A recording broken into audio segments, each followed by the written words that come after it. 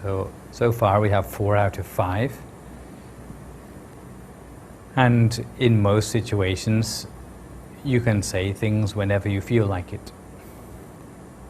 But there are certain sorts of message which you may need to pass on to a person, where you need to find the appropriate occasion to pass on that information to them in order for it to be effective. One example of a person who didn't manage to do this was a well-meaning wife with an intention of compassion, who was very worried that her husband was drinking too much. So she thought to herself, if I have compassion, then I should inform my dear husband about this weakness in his character. If I tell him, then surely it will be true, because he really does drink too much. If I tell him in a polite way, then he is sure to be able to be interested to listen to what I have to say. And of course it's going to be of benefit to him, because if I tell him and he drinks less, then of course he will save a lot of money, and we can use the money for other things in our family. So off went the wife down to the pub, where her husband was sitting drinking, surrounded by all his drinking friends.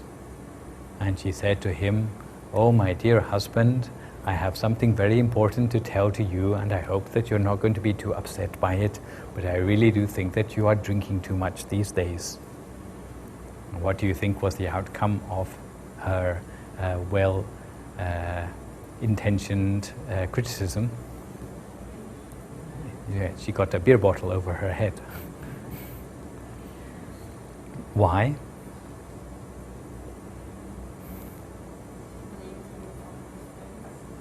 Yeah, in front of his friends is not a good time to give any sort of criticism to anybody. And also when a person is already drunk, it's not a good time to try to talk sense. It's the same thing. Anyone who is a secretary to an important boss will know very well that if it's bad news, you better wait until your boss is in a good mood before you tell them. Not just to tell them when they're already feeling sad that their cat has died or something, and you go along and you tell them yet more bad news that day, maybe they will commit suicide. So the time when you say something can also be a very important factor. And this is especially the case if you're talking about Dhamma knowledge. Sometimes people don't appreciate deep Dhamma until they are at a stage where their mind is subtle enough to appreciate the deeper meaning of it. And some sorts of speech which are particularly sensitive are when you have the occasion to have to criticize people. Because nobody likes to hear criticism. The other day we already talked about different levels of patience. Some of the hardest sort of patience to develop is the patience to hear out other people's criticism of yourself. Because the immediate reaction of most people when they hear criticism is to protest or to try to find fault with a person who has criticized them, or just to stop listening completely, or to get angry. Because no one wants to hear their faults from another person. But if you're someone who's sensitive to self-development, in fact, other people can actually be a very useful source of knowledge about your faults, because often they can see faults in you that you can't see in yourself. The sort of person who has a rude message stuck on their back can be wandering around all day until someone points out, "Hey, how long has that been stuck on your back?" So, although it's useful to be able to accept criticism, you have to accept that it's not easy. And if you're the person who, out of your compassion for others, has the job or the duty to have to criticize them, then aside of the 5 stars which you already mentioned, then you may need to add even more stars, especially for the special subject of giving people criticism. It's nice normally to be able to tell people things they want to hear. But supposing you are a boss or someone who is having to be responsible for the quality of work which is done, and the people who are doing it for you are not doing quality work, then you cannot avoid having to criticize them. Otherwise, in the end, the problem is going to come back to you. Supposing you are in a factory and you are the foreman in the factory and you have to point out faults to people on the production line, maybe you can find a lot of faults in what they are doing. But if you want to help the people to receive that criticism a little bit more graciously, one technique which you can use is, before you criticize them, find something to praise them for first. Because if you praise them, normally it puts them in a good mood. But the only condition is that the thing which you praise them for ought to be something genuine, not just something ridiculous or something which they can easily see through as being merely trying to trick them into being in a good mood.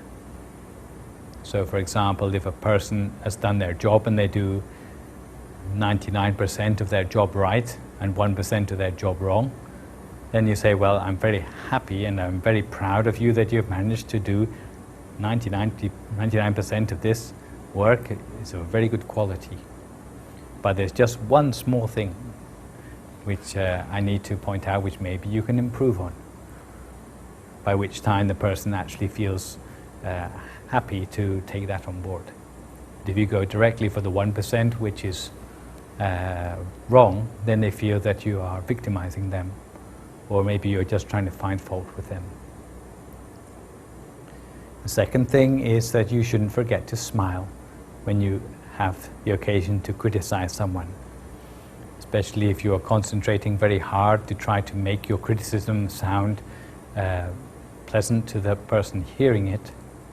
Then sometimes you may get so carried away with your seriousness that you forget to smile, in which case the person might misinterpret what you're saying as trying to find fault with them. But if you show your compassionate intention by smiling as you are criticizing them, then that can be a good way to soften the blow. And for a person who has 10 things which you need to criticize them for, maybe you can break it down into daily doses. So maybe you don't criticize them for more than 2 things a day. Otherwise, if you tell them about all the things which are wrong with them at once, then they might not want to come back to work the next morning at all. But within the community of people in the temple especially, where everyone is trying to improve on themselves anyway, then it's often the part of our culture that we thank people when they criticize us. It's a good way to get over the temptation for the mind to resist criticism, whether what they say is true or not, but we thank them anyway and invite them and saying that next time you have anything else which you need to point out to me, then please feel welcome to say it. Because it's so hard to find people who dare to criticize other people anyway, that we need to encourage them and to be open to criticism.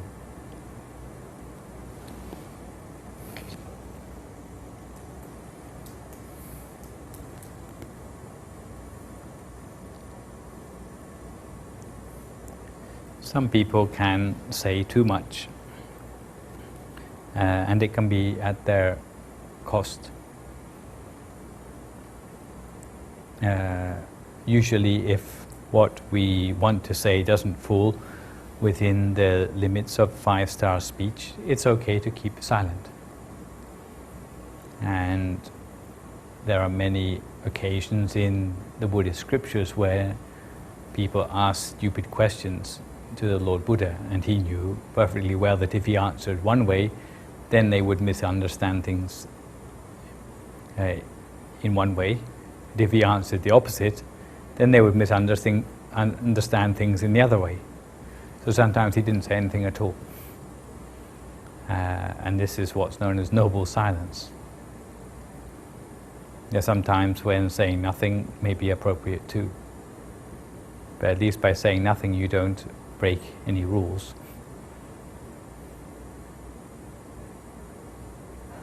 But sometimes it's appropriate merely to change the subject or to not to comment on a certain subject which may not be useful for you or anyone else to give a judgment about.